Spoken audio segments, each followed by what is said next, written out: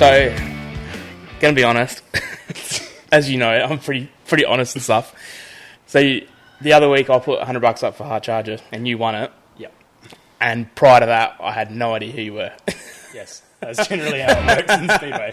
Got to do something miraculous. I'm actually really glad that we met, because I don't know about you, but I think I had a really good connection from the first time we met. Like, yeah, you're exactly the kind of guy that I'm trying to promote in the sport. Like, you're approachable, you're having a crack. Like, you know, there's nothing not to like about you. Thank you. I try my best. You got like great family support around you. Like, you know, all your gear's presented absolutely top notch. I know it helps with what you do for work, but yeah. So, but humble beginnings. Yeah, humble beginnings, I guess. Yeah, I mean, depends how far back you want to go, but I always grew up as a kid going to Speedway. We're probably more into sedans. Mum and Dad followed the Super Sedan National Series around.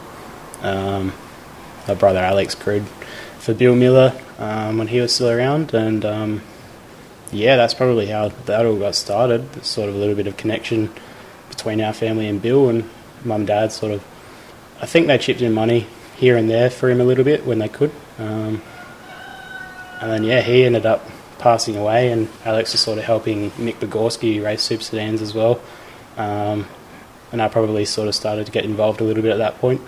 And yeah, he ended up passing away as well. So, yeah, that's sort of where I was, 16, 17, started looking at moving to Adelaide, and got involved with Adrian Cottrell and sprint cars, and yeah, so how easy these were to actually work on and how affordable they can be, and that's sort of what started it all. Yeah, your Super Sedan's probably probably a big investment to start out in, eh? Absolutely, yeah. We were sort of tossing up street stocks or wingless. For us, we don't have a hoist or anything, so we'd be laying on the ground all the time, replacing stuff on the street. It just sounded like a shit idea, so went with these. I'm glad we did. The high car count's competitive. No matter what, whether you're at the front or the back of the field, you've got somebody to race against. Heaps of help too, eh? A lot of help, yeah. Like we were just saying before we started recording about, people do change race night, but there's still so many people you can walk up and down the pits and ask, and they'll come give you a hand, or they'll tell you or something like that. It's not, people always carry on about like secrets and stuff, but there's not really any secrets in this game. No, not really. I mean, most of the people in this area help each other out. I mean, you got Michael Pitcher, who's got a few cars, Andrew Main, Nate are probably the Murray Bridge locals, but I can almost guarantee you can go to any of them and they'll tell you what gear ratio they're running or how much stagger they're running. None of us really care. Yeah. End of the day, we're all here to have fun. So if it makes it more enjoyable for somebody else by helping them, then that's what it's all about. Yeah. I think I've noticed like a massive change too lately, and like a lot of guys are getting behind everyone to try and lift it as a whole too. It's not like, obviously once you get out on track, it's very much like every man for himself, but it's almost like everyone's getting around each other to try and lift the profile of it. Like, yeah, absolutely. I think the more people you can get towards the pointy end, the more competitive it gets. It just lifts the whole category up, especially if we go into state and we're racing Victorians. I mean, they used to come over and there used to be a huge divide in ability. Like, you'd have a few guys up towards the front, and then the Victorians race so much, so you got so many extra laps. You could say a little bit more talent than we used to have in South Australia, and there was always a big divide between them. But now I think everybody's sort of on a level playing field, so it's good. So speaking of talent, do you like? Do you ever watch? Did you ever see like Todd Wigsell or anything like that race? I probably didn't pay enough attention when I was younger. Yeah. I remember Joel Chadwick when he sort of started racing. And I do remember a little bit of Wigsell, probably Jarman and Hurdy as well when they were sort of a little bit younger. But yeah, it's sort of hard. It wasn't a category that I was overly interested in when I was younger. And I think if you talk to a lot of people, they sort of have a similar stand on that. It was always the crappy class is just thrown together with shitty parts of sprint cars. It's come a long way from that. That's absolutely. Yeah, from that sort of like NOS sprint era sort of thing. Like it's come so far. Like even just things like a guy having a wrap back then would have been like, what's he doing? Like exactly. Yeah, and now it's just come so far from that. Like especially when you see cars getting built, to this level and stuff like what Jack's doing, and like Todd Hobson and like those kinds of guys. Like those cars are elite. Yeah, like, yeah. There's not a dollar spared. No, and obviously they're sort of rare in the category too. But yeah, there's not much disparity from them to like a mid-pack car either. No, there isn't. I mean, yeah, but apart from your motor, a lot of people probably have a similar amount of money invested in the car as itself anyway. But I mean, we build our own motors, so we're only spending $5-6 for a race-ready motor that's been machined and everything. It sort of depends on, maybe if you don't have those skills, you're paying more like 10 plus for a motor. Yeah, that's of similar quality. Yeah, that's where I don't know if I spoke about that on a podcast the other day or just to someone in general, but you hear all these rumours of motors that are like 15 plus. There's a few rumours out there floating around, people spending 20 plus on a motor, and it's like that. You don't know the scenario of what that person's in. Like, that guy might be a front-running person or whatever, but you don't know, are they paying someone to pull the motor out? Are they, like, how far is that 25 going? Like, is that including the transport costs of it, getting freighted, like, everything like that? Like, it's, the numbers are sort of, I don't know, it's probably Chinese whispers as well. There's probably a bit of that as well, but, yeah, so, I don't know, who knows? Like, that's it. So, but yeah, you're probably getting, a couple of grand, probably fine for really. Yeah. I mean, the motor I've got in that is actually everything stock on it. We brought that motor from somebody locally in Murray Bridge, pulled it apart, threw new rings in it, put bolts in the bottom end, put it back together, didn't even do any work to the heads. I don't think we even changed valve springs in it, to be honest. Yeah, we have since, but yeah, the first time we sort of started, just threw it back together and away we went. Well, there's actually a front-running car here in SA, and they've sworn to me black and blue that motor came straight out of the wrecker. They took the road car gear off of it and threw, like, the race stuff on it. And, like, they didn't pull the motor apart, though. Like, they just put, like, the headers on it and the inlet manifold, and that car's up the front. Yeah. Like, absolutely. I know Keki had to do that when he blew a motor up as well. When he brought a motor that had been sitting for 10 years or something, threw it in the car and away he went. Yeah. How good, though? Like, that's... Yeah. It's what it should be, I think. Yeah. I think if you want to spend the money and you get a little bit of a performance advantage, then sure, do it. But I think if you can still spend the minimum budget possible and have a competitive car, that's where we should be. That's what makes the class great. So is this the first thing that you've raced as well, wingless? Like, did you do any racing previous to this? Yeah, no, I didn't race anything previously. Wasn't involved with karts or... Yeah, right. Nothing bitumen either. Just, always wanted to do it. Probably been on iRacing, and before that was R Factor. So I've probably been doing iRacing for like 10 years or something. But, that's sort of where I started. I guess... knowing yourself being on iRacing, you kind of you think you can do it just from for sure doing that. This is easy. But yeah, it's definitely a shock when I jumped in the car for the first time.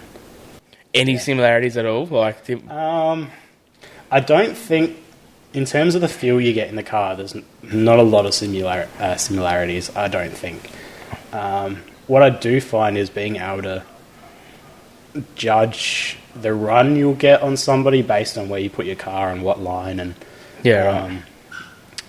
figuring out how momentum works. I think that's advantageous. I think it definitely gives you a little bit of an idea in terms of racecraft. What about, I know a few of the guys have spoken about focus as well, like that's helped him, like iRacing's helped with that sort of thing. Definitely. I probably struggled a lot with that, and I still do, because not racing anything, I don't want to get close to another car. Everything you learn to drive, you don't drive too close to another car on the road. It's sort of eliminating all of that in your mind to go, actually, I'm supposed to be right on his bar. But if he makes a mistake, I wreck my car. So it's a massive mind game as well. And you don't have that fear on iRacing. You run into somebody recently. There's guys that definitely don't have that fear. Like, I mean, I got rid of iRacing to get all this gear anyway, but it was getting... Are you still on it, like, today kind of thing? I would jump on every now and then, I don't have an extreme setup or anything. It was it was pretty well going in the shitter when I was getting out of it. It was just, like the whole COVID thing and like kids, like 13-year-old kids on there and like treating it like a game. And like for me, it was like, this is the closest I'm ever going to get to racing a sprint car. Like, I'm not, okay, I know it's a game, it's a simulator or whatever, but, I'm treating it like you would a race sort of thing. That's what it's meant there for. Like, it's not an arcade game. Yeah. And I was just, like, I just had the shits up with it and just packed it in. Like, luckily I didn't have like a mega setup or anything like that. I just had the old G27 bolted to the desk, so it wasn't anything. I'm still in a similar scenario. Yeah. But there's people that are spending, 20 grand plus on them, and they're hectic, some simulators, man. Like the motion ones and stuff like that. Like, crazy. No, that's not for me. I mean, if you're balling, you would for sure, but not. But like you said, somebody can probably justify spending 20 grand on that versus 100 grand plus on running a sprint car if that's enough for me. Yeah, but I couldn't justify 20 grand in a simulator and not run something like this, though. Yeah, that's true. Yeah. If that's the kind of money that I'd be doing, something like that for sure, too. Yeah. At the same time, too, though, I know that I shouldn't be out there either, because I know that I'd be, like, retarded in a car, eh? You get the hang of it. I think everybody is the first time they jump. I'd just be, like, flat to the boards everywhere, like, Did you do much NASCAR stuff on iRacing? I sort of did, because when I started, I didn't have dirt. Yeah. I was probably doing a lot of oval bitumen stuff, but... How much are they not, like, just hold it flat and turn? I know. Like, it's really... And when you get the toe as well, like, you're barely touching the throttle when you're, like, hooked in behind. It's crazy, isn't it? It's mad. I always thought as a kid NASCAR was just, like, foot flat, turn it in. It's like, it's nothing like that at all. No. You really got to balance, like, your grip level on the tyre. It's really hard.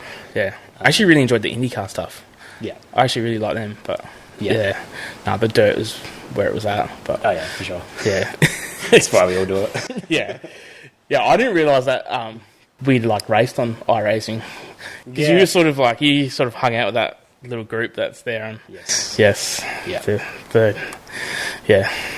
I still do that, but they love sprint cars. I'd rather I like the street stocks and the the midgets and sort of the more difficult stuff to drive or lower powered stuff, but.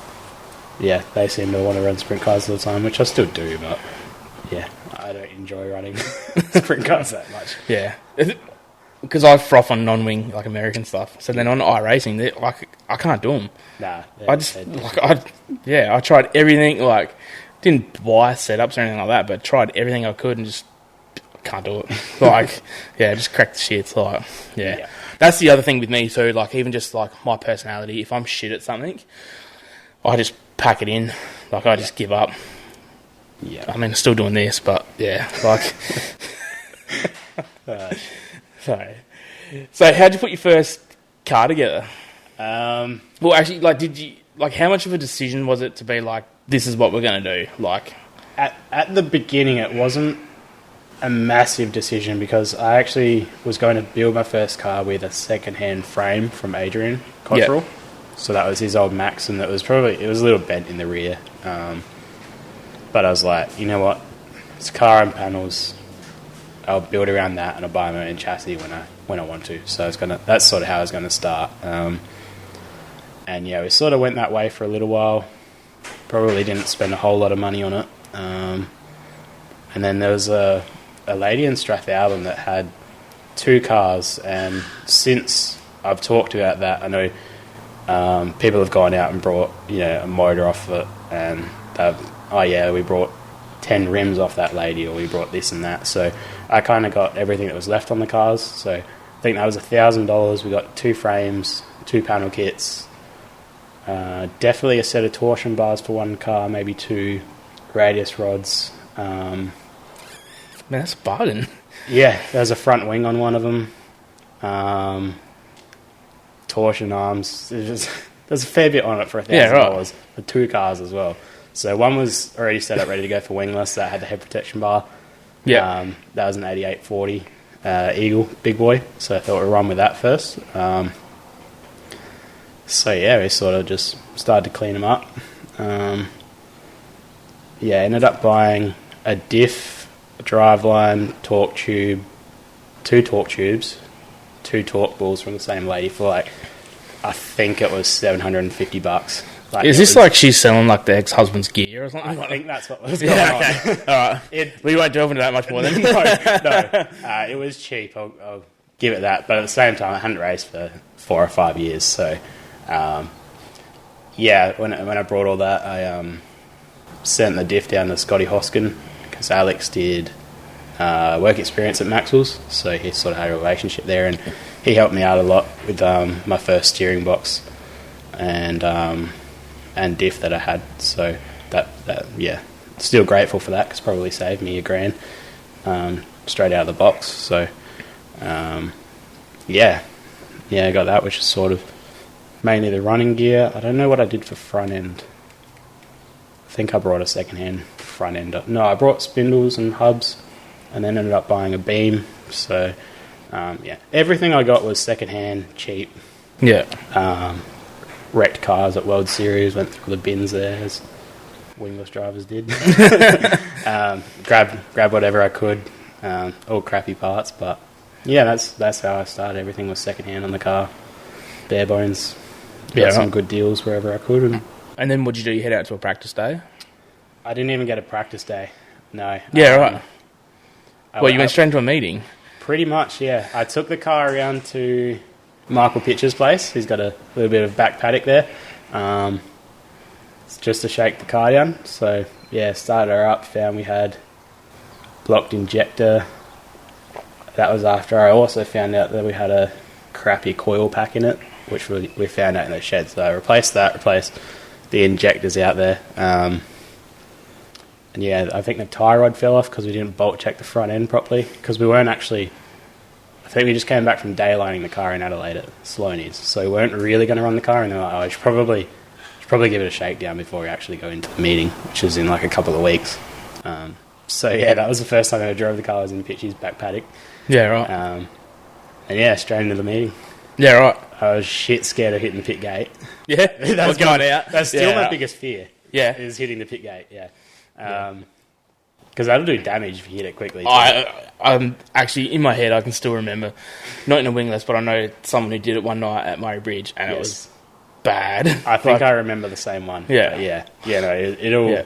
That's actually funny, because I always think, too, I always think about, having a crack at racing, what would it be like and stuff, too, but I reckon, one of the hardest things would be, rolling around, or the 4 wide. I've heard heaps of drivers say the 4 wide is, one of the hardest things to do in sprint cars. If you do that at Renmark, one of the hardest spots to do it. I've still got GoPro footage. You can watch people are rubbing wheels on the 4 wide. Yeah, just trying to keep it a straight line. Yeah. It's terrible. It kind of makes sense to some degree. Some tracks are only 2 and a bit cars wide. And yeah, definitely. So straight into the meeting off the back. Yeah, straight into the meeting off the back. Probably felt like Ricky Bobby when he got back in the car. Thought I was fucking flying. And then I was sort of trying to keep to the bottom, and Jack and Joel were racing for the lead, so they've shot past me 2 wide. And I think my jaw dropped in the car. I was like, this is sick. So, that was sort of the moment I was like, all right, that's sort of where I want to be, is wheel to wheel with somebody. But it is a massive step from going slow to trying to build up that pace and car control. Yeah. I really struggled with that because, just adjusting to how everything reacts quicker. They're not that bad to drive around, especially once you've figured out how they behave, but sort of learning how they behave to what throttle inputs. And because I was a little bit slower, it was probably making it harder to drive for myself. Yeah. So once I figured out that I had to go quicker to be more consistent, that's sort of, it's almost like something clicked. But we probably had issues with an unsquare rear end in that first car anyway, I think, which definitely didn't help. And we've since changed to the 8640, so it's 2 inches shorter in the front end, and I think that just suits my driving style better. It's much better than the old car. So did Jack and Joel legitimately blow past you, and you were like, oh yeah, blew my doors off. Yeah, right. Yeah. I think I probably got lapped by everybody. In saying that, I don't think I got lapped in the second heat, and that was sort of my goal, was to be quick enough to not get lapped in a heat race. So I was pretty happy with that, and the track started slicking off. But that was my first experience of seeing how close cars are, because I've always watched from the outside, so you don't realise how close cars are, how much we actually move around on track. I mean, it looks like we're going in a straight line from the hill, but not. Yeah. We move around a lot, so... Yeah. It's probably, like... It'd be, probably, like, such a good thing to watch from afar, from a car point of view, is, like, two guys like that battle it out. Oh, like, probably, like, the two most respectful drivers, like, going around, really. Like, I can't say I've ever seen any of them do anything that has a spot in my mind that they've fed someone a wheel or anything like that. Like, they're not that way inclined. Like, yeah. I mean, savage blokes for a win, but not like that. No, they were half a wheel away from each other and sideways. Yeah, lap after lap, yeah. It's the coolest thing I think I've ever seen, to be honest. Yeah. No, that was... Yeah, well, like... I remember, like, there was days there at Speedway City, I was like, man, if I had a wingless and you knew that Joel was here, like, I'd just be going home. Yeah. Like, honestly, like, him and, like, Wigsel, I was just like... Like, legitimately, like, what is the point in being out there? Like, I'm not knocking anyone who was out there or anything like that. It's just, like, they're just so far above, like, everyone else, eh? Like, it's just, Do you think that you got, like, the natural talent? Do you believe in that sort of stuff?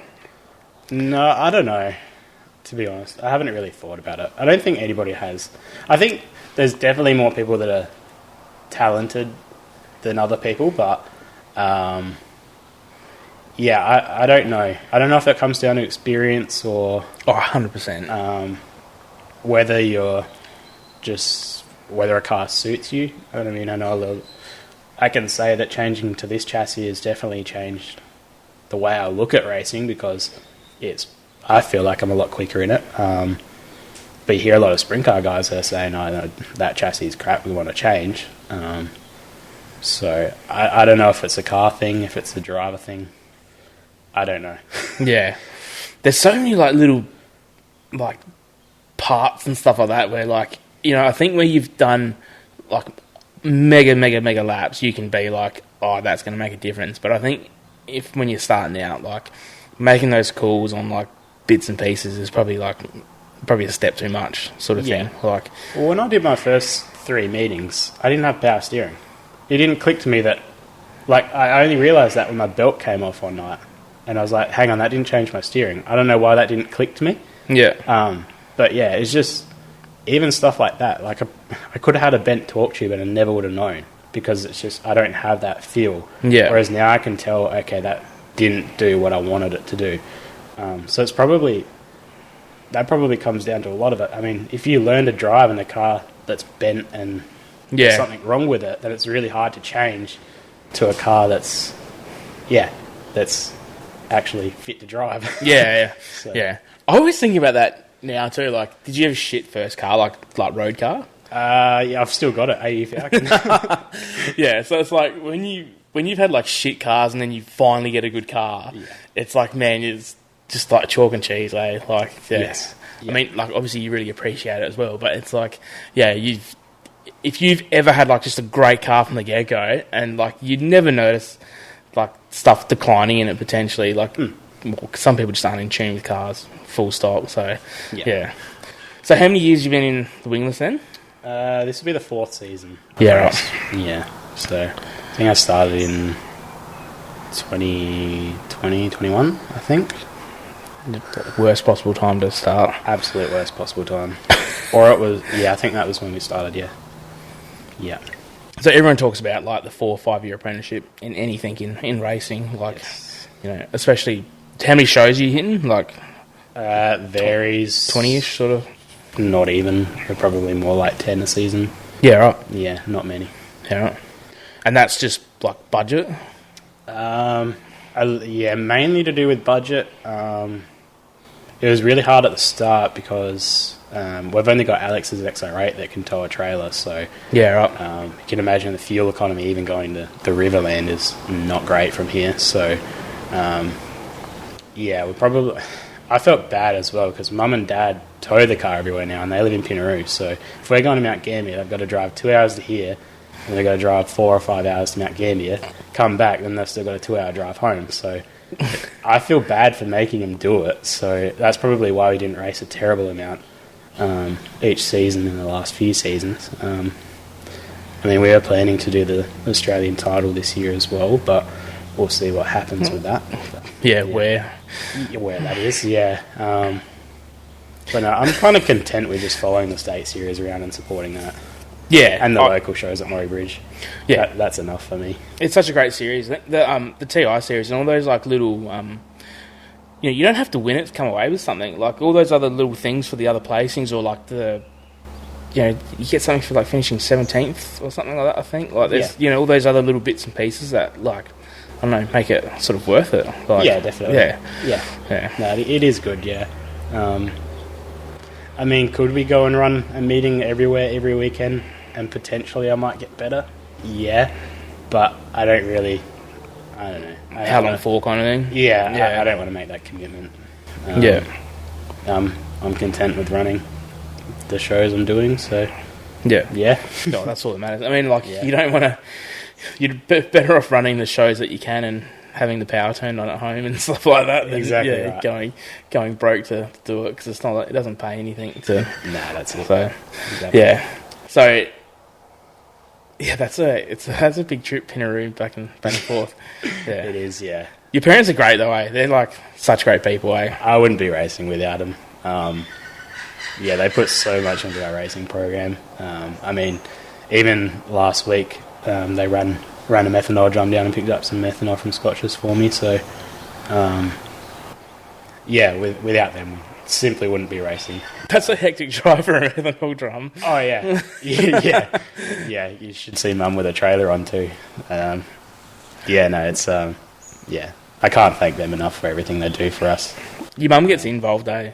Yeah, she loves it, yeah. Dad'll go in the pits, but he just go watch racing. He's a racing fan, whereas I think Mum just loves getting around it with us and, cleans the car and helps out where she can. It's good. You've got one of like the best presented cars out there, eh? I hope people see it that way. That's what we go for. I figured if I'm not quick, I may as well look good doing it. So, we've always tried to have a well presented car. That's probably Alex's side of things more than mine. He always does all the panel work and gets it looking schmick. So you're a sign writer by trade? Yeah, I'm a sign writer by trade.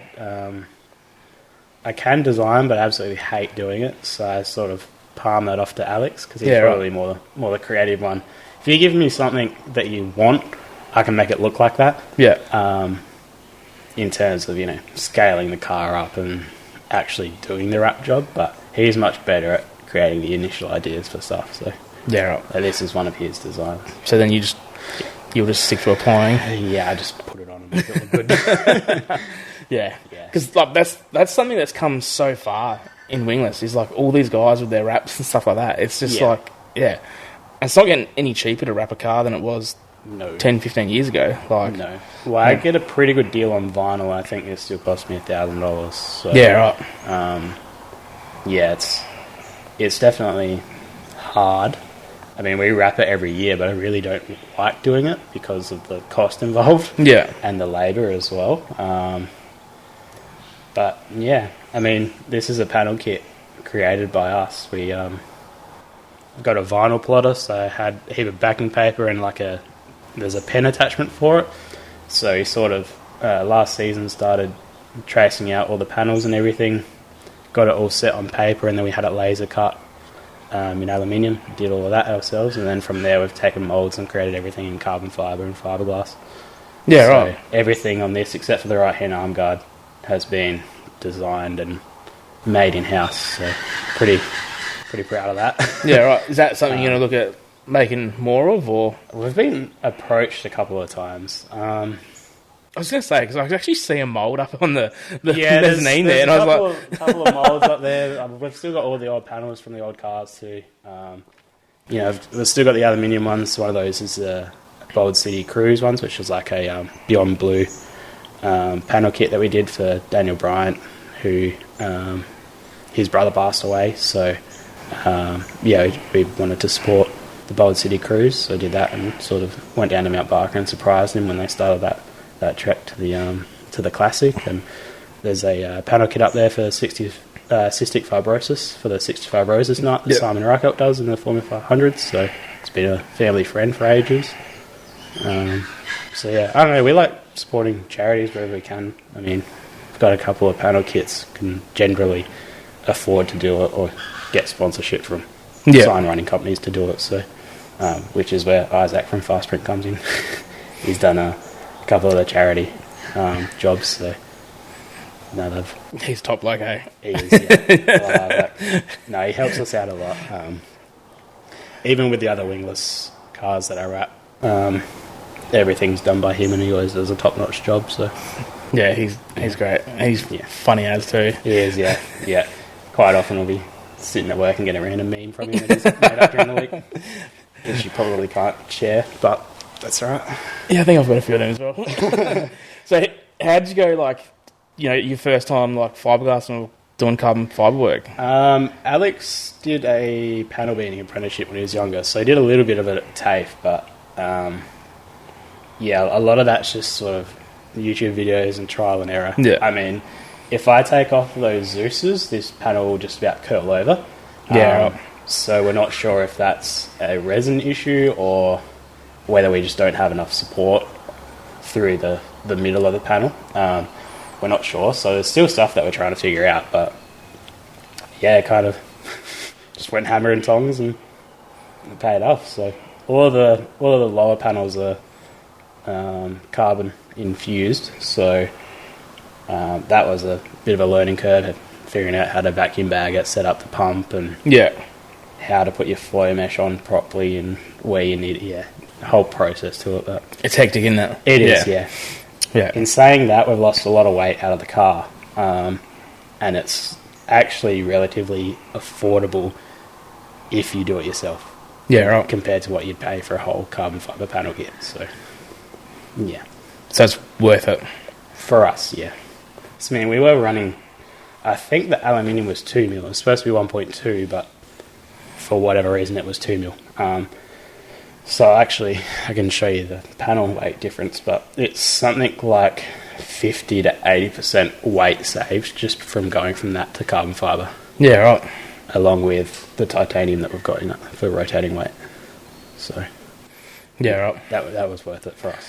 Actually, have you done much research into rotating weight? Yes. It's pretty hectic, isn't it? It is, yeah. Especially your outboard stuff. Yeah. It's Brad Leapy gave me a very quick lesson on it. Do you do the same for you? Or no, I haven't actually. I think I learned that from Adrian Cottrell actually. But yeah. Brad gave me a very quick sort of not a crash course. We were just chatting about it, and within 5 minutes, it just blew my mind. The weight gain with the G forces that are on it. Yeah, crazy. Yeah.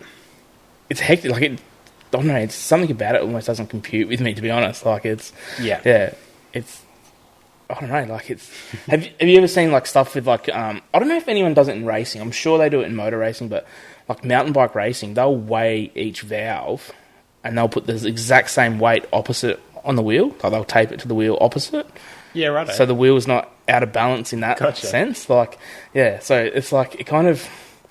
I mean, sort of how far do you go with it, though? Do you start weighing every nut that goes into a rim, or Yeah, that's the thing. I don't think I'm even going to worry about it, because if you follow half the wingless on the dummy grid, their right rear is like that anyway.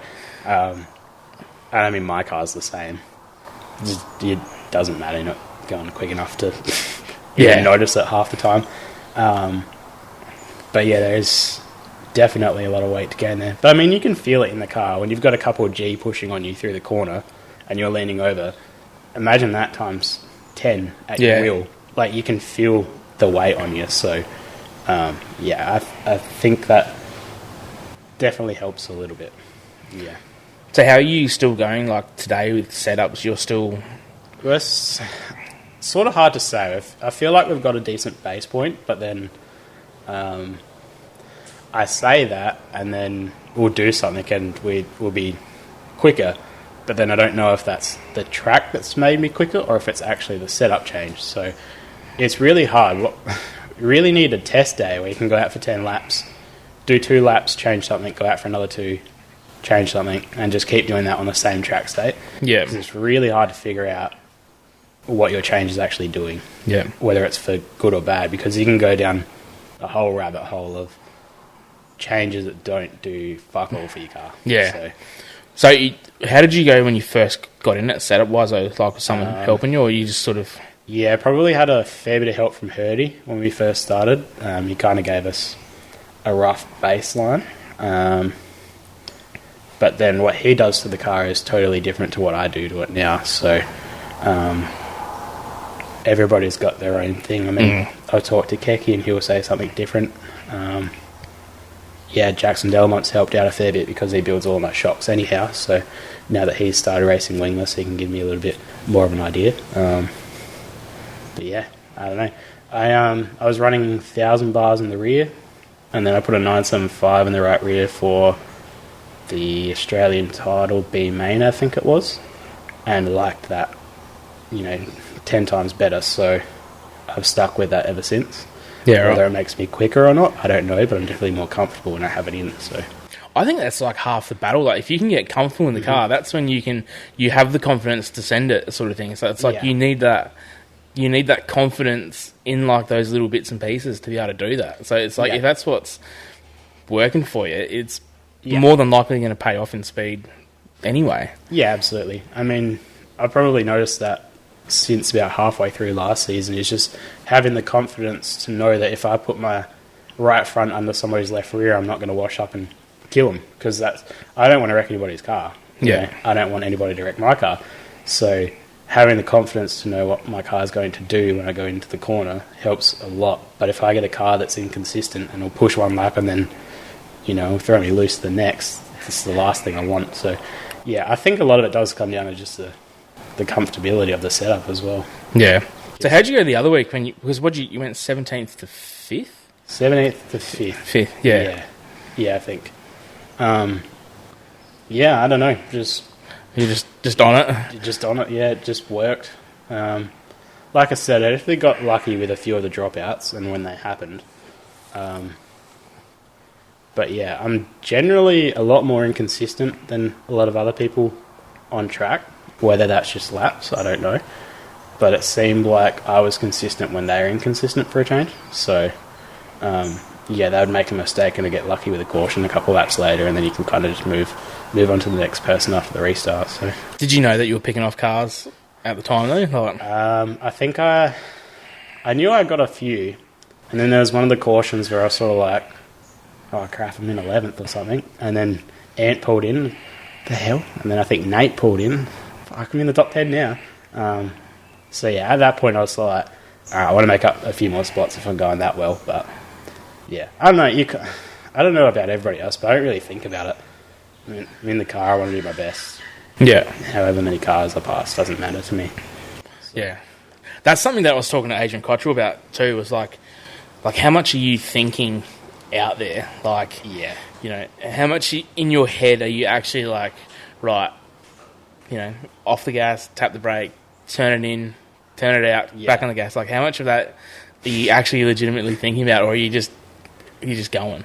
I'm just going. I don't know if these feel so quick to me, but I've never driven anything over 150k an hour. So you can imagine the sprint car guys, if they jump in one of these, it's probably slow as. Yeah. They're adapted to that speed. So for me, these feel heaps quick. So I don't know. I don't have time. I'm kind of just muscle memory and instincts that are driving it. So the part I struggle with is when somebody's sort of, you can see what's happening in front of you and you go, do you go low or high? Yeah.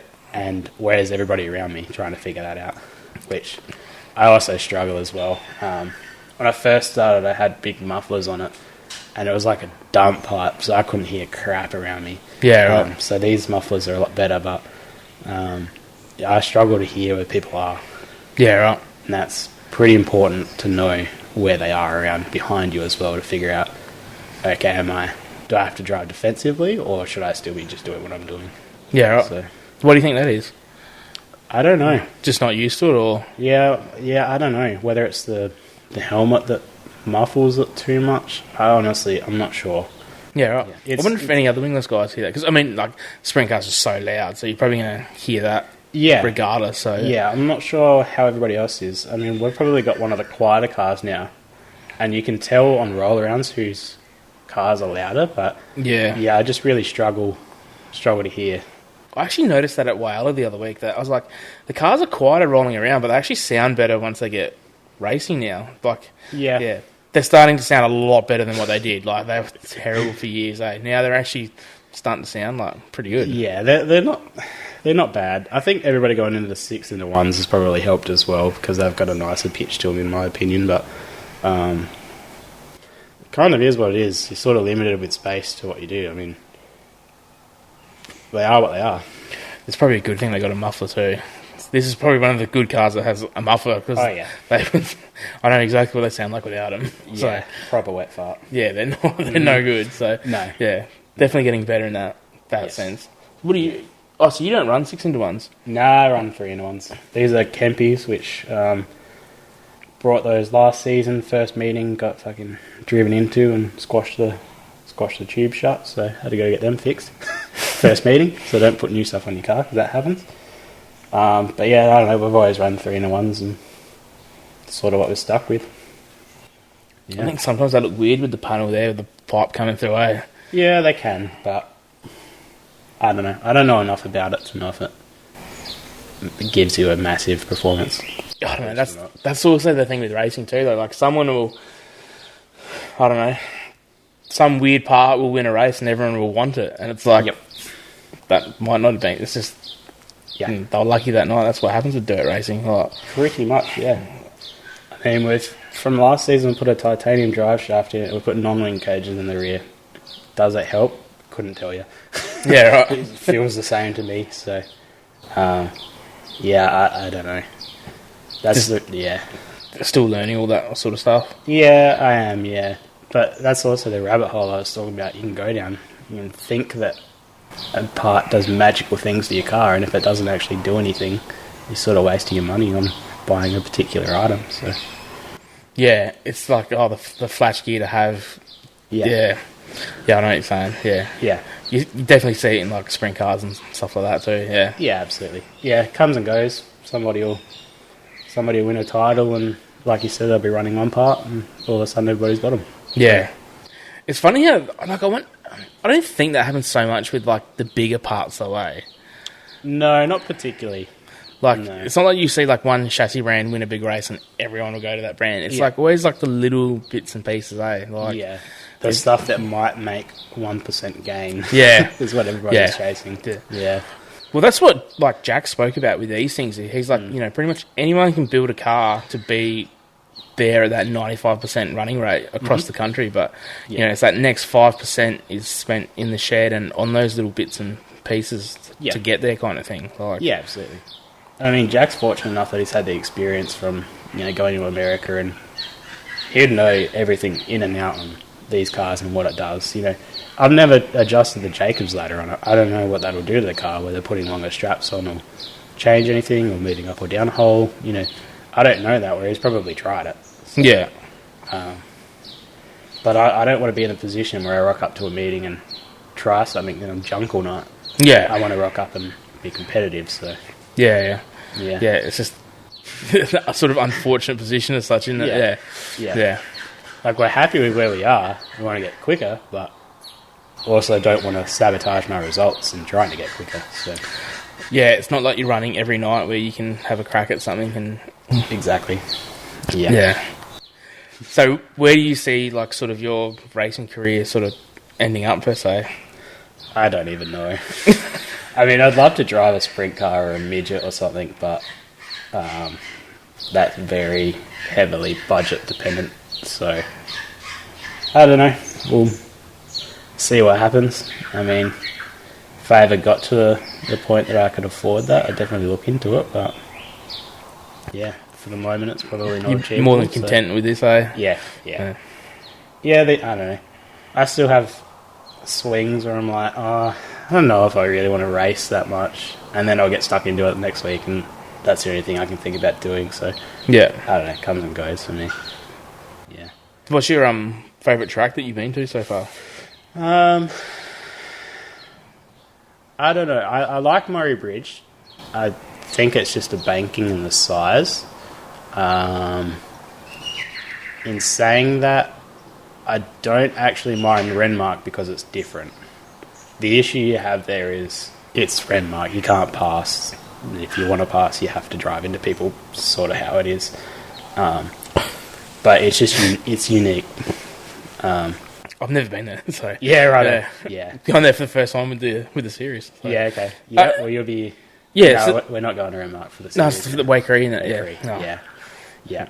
I think Waikerie is not too bad if you get it on the right night too. But I don't know. I kind of like the tracks that sort of flow a bit more, whereas Waikerie sort of run down the straight and turn the corner. So I've got to slow the car into the corner, whereas Moray Bridge can kind of just stay on it the whole way around. Yeah. So yeah, but I've only raced in South Australia, so yeah, right. Yeah. That's why we're planning on going to Sydney. And that was going to be our big trip. Yeah, right. Try a new track there, but... Yeah, I probably would have done SummerSlam if the title isn't happening or whatever's going on, but we don't know what's going on, so here's what it is. Yeah, well, I mean, like... I don't know, surely it has to happen, doesn't it? Like... It has to happen, but if nobody wants to take the title on, then it's not going to happen. Oh, I've heard it's either Lismore or Dubbo, but if it's Lismore, we probably won't go. So yeah, right. Yeah. Man, you gotta make that call's got to be, I don't know, made or something's got to be. It's very difficult. I mean, when we chase sponsorship every season, that's one of the things we advertise. Yeah, you put your brand on our car, we're going to take it over to Sydney, and it's going to have coverage nationally, and it's going to be this massive event, and then we don't have it. Yeah. So it's sort of kind of letting your sponsors down the process as well. Yeah, true. It's something that you kind of guaranteed them. Yeah, if anyone takes it on now, it's a huge undertaking to get it done. Like, yeah. I wouldn't want to be in that position. No. I think full credit to anyone who's on a committee or anything like that involved with the club. Like, yeah. I don't, like, it's not for me, eh? No. Like, it's not... And, like, I feel sort of bad in saying that kind of thing. I don't know how people do it. No, like, I really don't either. Especially because if you look at Wingless in particular, all the guys on the committee race. Most of them do. So, I don't know how they manage to do everything. Switch your roles on and off kind of thing, yeah. Yeah, especially Daryl. Yeah. Like, you're coming in with questions on a race night, and he wants to race. I couldn't think of anything worse. Yeah, I know. But he'll stop and answer you the way. He will, yeah. Yeah, Daryl is good. Yeah.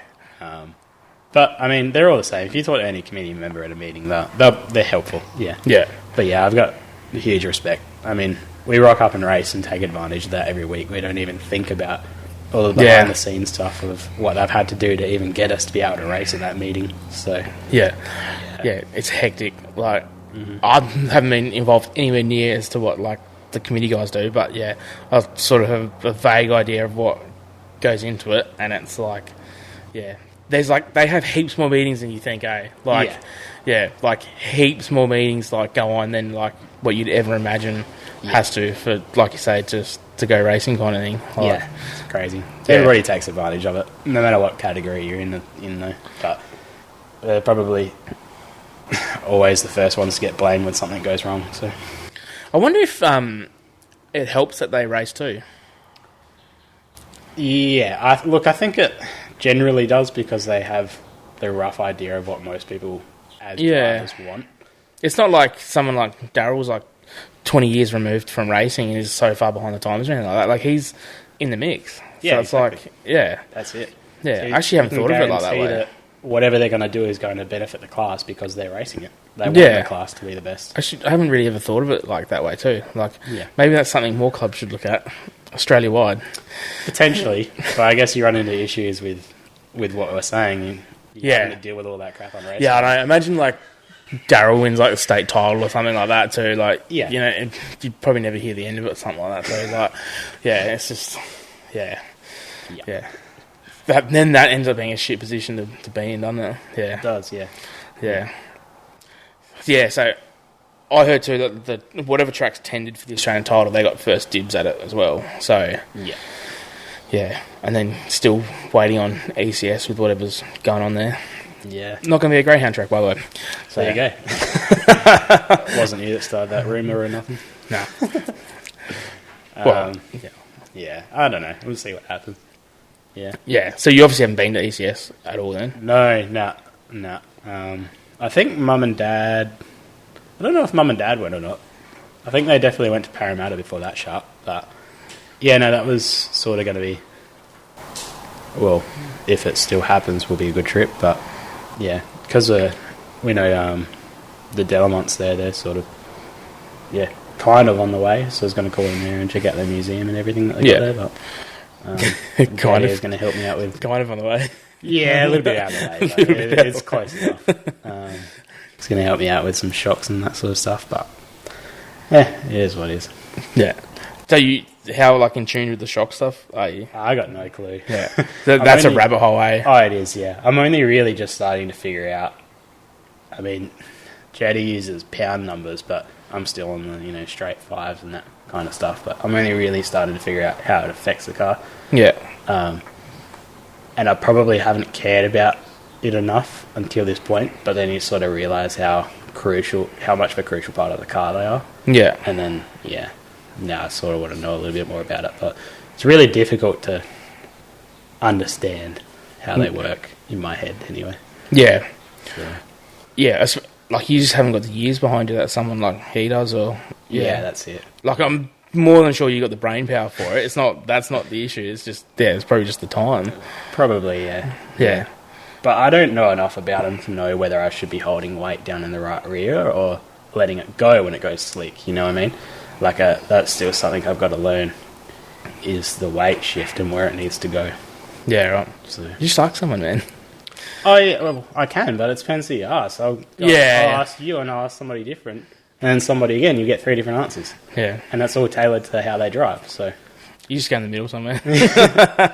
Or sometimes the middle is not the middle, who knows, so... yeah. It's really hard, but... Yeah. Trial and error, but we probably don't do enough trialling. So...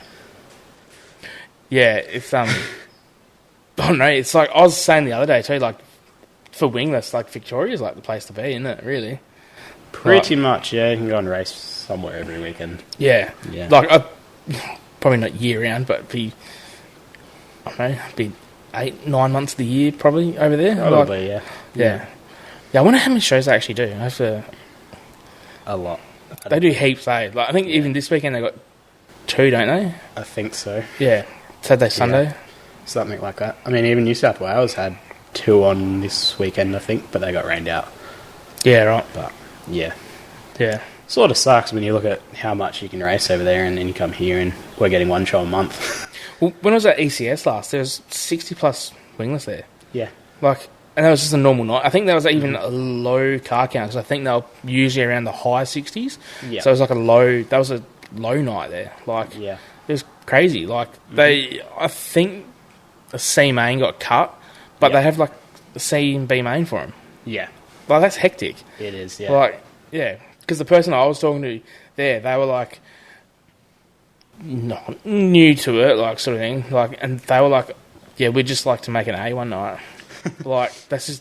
they're being honest about it. Like, yeah, they said it's just... And that's, partially as to where they are and the competition that's up there as well. Like, yeah, it's just the way it is. Like, that's sort of our goal as well. I mean, if you look at... Mount Gambier for the next round of the series, I think there's 40 cars at the moment, so you have to really look at, okay, if we kind of need to do everything right just to make the feature. Yeah. And if not, I have this thing where I'm junk at the start of the night and then I come good at the end. I don't know if that's a mental thing or I don't know. Really got to figure that out because it turns to shit, but I normally have to come through the B main and you end up passing 10 cars to make the feature. It sucks. Yeah, right. You're already burnt out before you even get to the feature. But have you ever thought about potentially if need be pay like a sprint car driver to come with you for the night and sort of... Yeah, well actually I was sort of considering trying to hit up Jonesy or somebody, probably more for a driver coach rather than the car stuff. I think, I don't know about the car. I don't know if their knowledge is transferable or not. Yeah. But definitely as a driver coach think that'd be good because then, they might be able to say you shouldn't have tried to even pass there. You should have just waited another half a lap, and then you would have an easy run on them, or all that stuff that you'd like to think you know how to do, but when you're in the car, it's another thing. So yeah, yeah, I know what you're saying. Yeah. You can have a game plan going into it, but it never goes that way. Yeah. So that's something that you like. You're just thinking about, or you'll. Yeah, I think we'll look into it. It's just sort of finding that right person that'll help me is the main thing. So. Yeah, and probably not someone that you're probably not someone who you're friendly with either, eh? Like, you probably need someone who's going to have those honest conversations with you. Yeah, you need somebody to say, no, you're junk. You need to change this. Rather than somebody that's, oh, you did all right. Yeah. I don't care. Tell me how to get better. Yeah. I don't care how I did. So. Yeah. And that's the funny thing too. Like, I found that playing rugby, that the guys who went into coaching necessarily weren't the best players, were the best coaches. It was like the guys who were like maybe an average player were the best coaches compared to like the studs. Yeah. They weren't necessarily, they were like shit coaches. So it's like, maybe you don't need to look for a superstar driver either to help you out. Like, maybe, I don't know who else. I'm like racking my brain to think who you could ask. Like, there's a bunch of dudes you could ask, but I don't know. That's probably that's a hole to go down. It is, yeah. That's probably where our sport sort of lacks as well. Like, if you look at Bitchman and stuff, you can go into a driver academies and you're driving with somebody most weekends and you actually get that advice, but it's not like you can just chuck a passenger in one of these and they can help you. You know what I mean? So to a degree, you kind of have to figure it out on your own anyway. Yeah. I wonder how much footage you could send away to someone and help. Yeah. I'm not sure when you can't get telemetry either. I mean, if you could have a throttle and brake trace, it might help as well. Oh, yeah. Or even, I don't know what other telemetry you could get, but... I wonder if that, the GoPro one, I wonder if that would be... Doesn't that do the Gs and stuff, that one? Yeah, it does Gs and stuff, yeah. I wonder if that would be enough. Speed. Yeah, I don't know. I actually got questioned about that one night because you're not supposed to have anything that can record telemetry or data. Right. And GoPros do, so I just got questioned about it one night by the steward. But you'd have to take the GoPro off everyone. that's what I said. It's on everybody's camera, so what do you do? But I don't know how much you could gain out of that. From a driver coach point of view. Yeah, maybe even if you could just like send the footage away to someone and have a look. Yeah, potentially. I mean, watching it back's always a huge help in itself because you can see so many more details that you can pick up while you're in the car. Right. Even looking at the track, you're like, what am I doing? I'm running the right rear right in the slick, but it's whether I can't see it or, there might be something that's happened in the car and for whatever reason I'm just running on a different line. Maybe I felt something lower, but you can just look at it and go, why am I not following everybody else?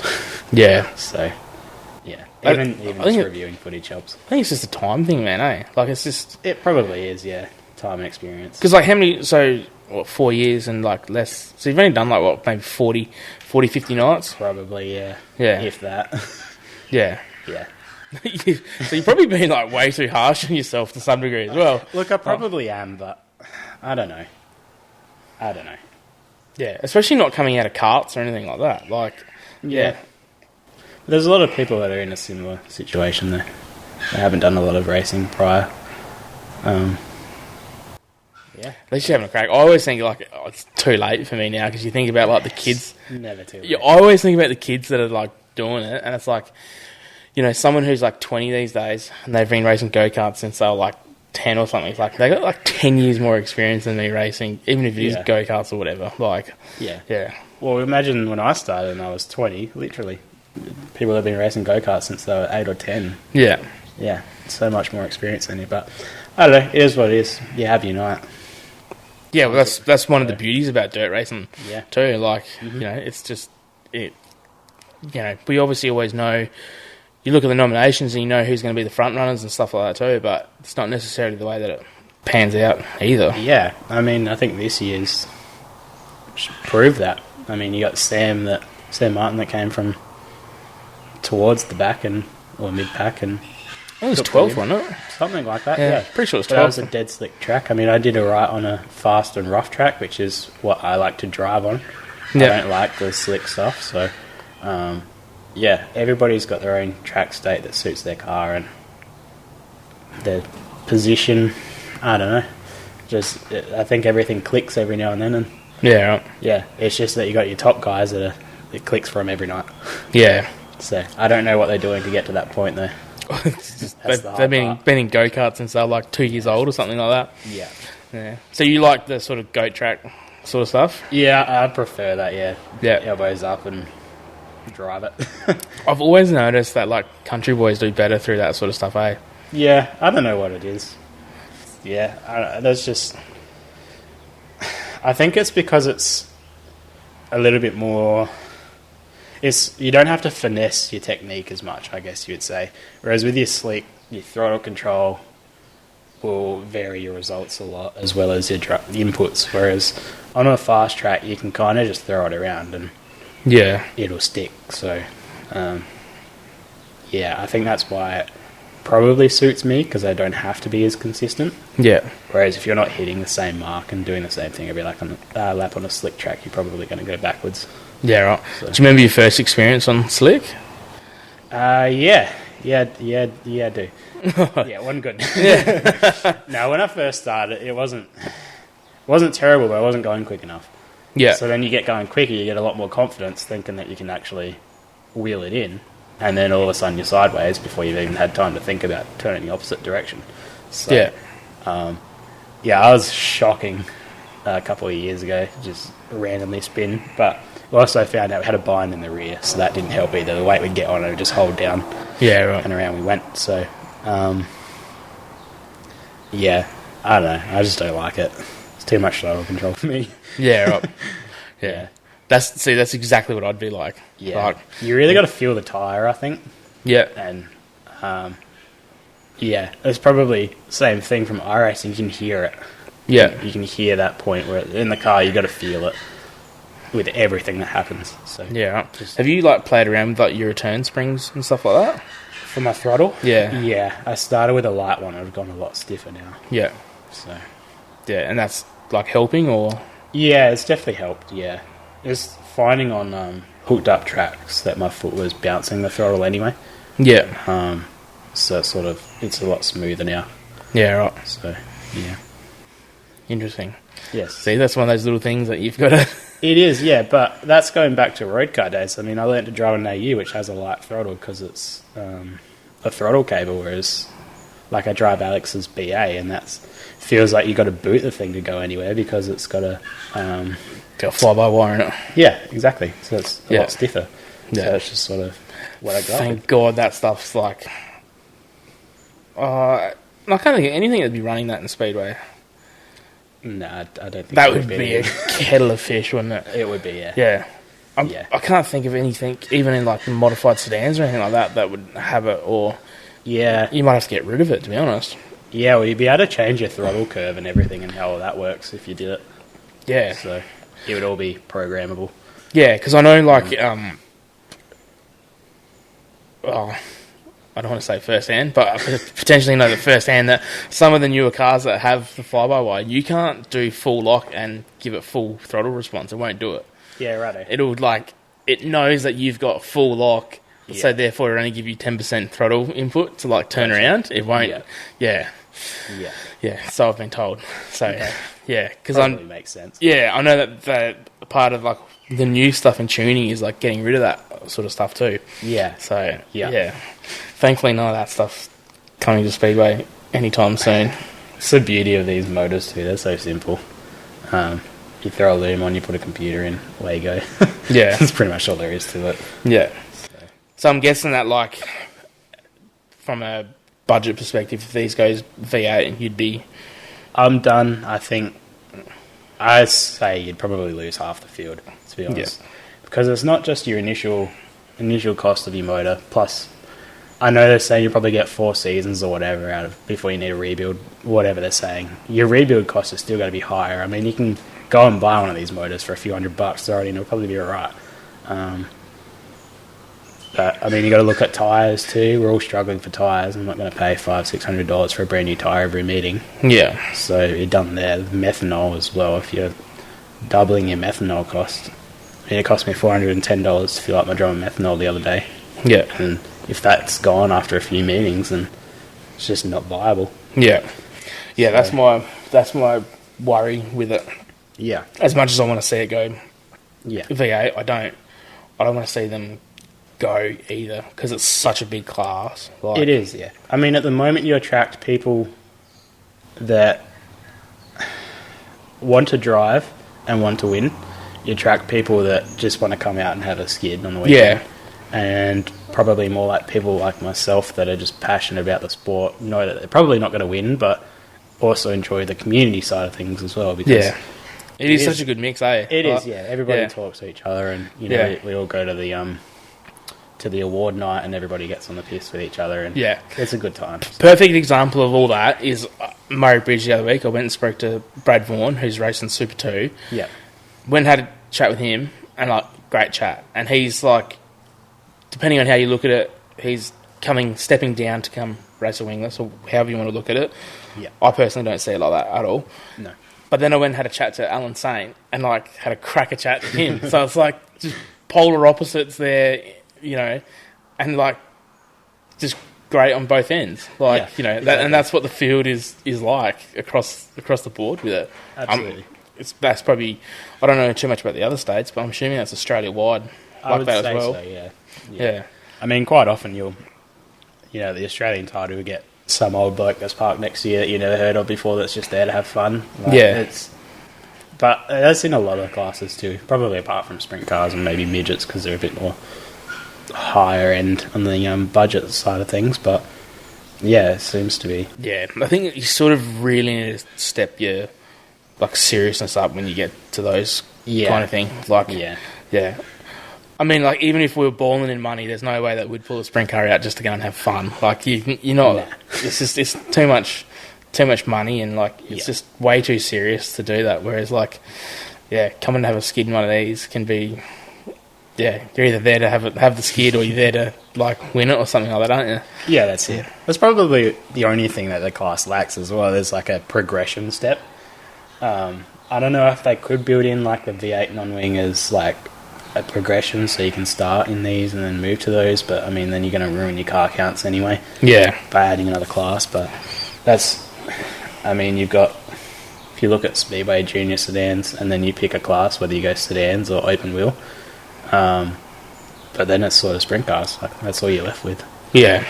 Which is where somewhere like America is a lot better, because you can look at going a late model or UMP modifieds or whatever you want to do. There's sort of a top step for each division. So yeah, and there's weird things where you see some kid in Florida who's 11 and won a 305 sprint car race. So it's he's basically starting in a sprint car. So it's what do you? Exactly. Yeah.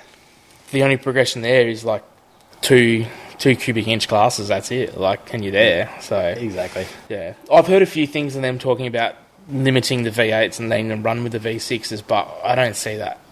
If they limit the V8s, then doesn't that take away the whole point of it? Oh, no, so it's just, I don't see how. Look, I don't think it's going to happen. No matter who you talk to, I don't think it'll happen. Yeah. No matter what. I mean, yeah. I just don't think it'll happen. I think it'll definitely ruin this class if it does happen. Yeah. It's just what's going to happen to these engines in another 10 years' time. Yeah. I will say that it is hard when you go to Uport or something to grab parts and everything's Ecotech. Yeah. Which, I mean, you could look at going Ecotech, and some people will say, the street stock guys already buy the parts, which is probably true. If you want to bet 40 or 60,000 over pistons, they've probably already brought them out. But, I don't know if we have to keep evolving with motors as they become more available. Yeah. I mean, I know they were talking about potentially bringing in a crate V6, but I don't know. Don't know what the steps are. Yeah. I don't know if we go to approach somebody like Ty Billy and go, hey, we want to block. We want to build a motor. What can you do? True. It might be viable if, there's 350 cars in the country plus. Yeah. So, and it's growing. So yeah, that's it. Yeah. I mean, if you can recreate the blocks, the timing covers, or I think that was the whole idea of that engine community that they're creating, was to find out what parts people are actually trying to source. And then from what I've heard, that nobody got feedback about nobody it. got so feedback. It's sort of hard anyway. But well, you definitely can, because do you know Torque Power? Yeah. Yeah, so he's created a Mega Cube 5 litre. So you can buy a 500 cube 5 litre of him, and you can put your standard VN heads on it. It all bolts up, but it's 500 cube. So it's definitely doable, but yeah, that's mega money to get to that point too. It is, yeah. The other issue you have is you go and buy a race motor that's 40 or 60 thou. If you have something, if it detonates, you got no chance of fixing it because you're going to get your max anyway. Yeah. Whereas at least if we're going to 40 thou, and if something happens, there might be a chance we could go to 60 thou. So yeah. There's actually a really good Chevy V6, believe it or not, and it's nothing based off the Buick. Like, it's its own. What's the word? Like, it's not fully owned design, everything like that. Yeah. And that's, I think they're 4.6 litre. Okay. I think, yeah. Yeah. So there was actually one in a super sedan a few years ago, and it honked, and they're like $5,000. Yeah. Okay. Gotcha. Yeah. So, and that's like a long motor. So yeah. I mean, you need a. I don't know, like, is Chevy even still making them or anything like that? You got to go down that road. You got to see the longevity. Like, that's the other thing too. Whatever you're going to change to, you need to see that there's longevity there for it. Like, you don't want to change to something and it's like they're already getting hard to get or something like that. It's like, that's exactly right. And like, what's going on with the road cars has stuffed all of that. Like, there's nothing V6 in a road car anymore. No. The only thing that I seen the other day was V6 was an Amarok and it's diesel, so that's stuff off the table anyway. So so what do you do? Like, it's the road car stuff is probably what's going to end up hurting this at the end of the day, really. Yeah, that's it. Yeah, it's a hard position to be in. Like, it certainly is. Unless you have the money behind you, like supercars, to go and just build your own motors to run. You know what I mean? So. Yeah, I don't know. I think for the moment we're all good, but 10, 15 years probably going to be in a world of hurt if Speedway survives that long the way we're going. Well, that's a whole. That's an hour there. Yeah, exactly right. You're not wrong. And I think probably leave that alone. Yeah, keep our licenses. Right. Yeah. I don't know. It's just, what do you? I don't know, what do you do? Like, what legitimately, like, what do you do? Like, yeah. The thing, did you see that person selling motors the other day too in the group? They had 4 motors? Yes. Yeah, and it's like, so there's that sort of shit going on as well, where people are hoarding them, and Yeah. But that's also the issue there. You buy a stock motor off Sprint Car, Wingless Buy Swap Sell, you're paying $2,000 for it. Yeah. You go to old mate down the road and he'll give it away to you for $100 because he doesn't know that you're going to go put it in a wingless. So people know what you're using them for, they're going to up the price. Yeah. That's sort of how it is anyway. Yeah, that's becoming a high thing, eh? Yeah. So, yeah.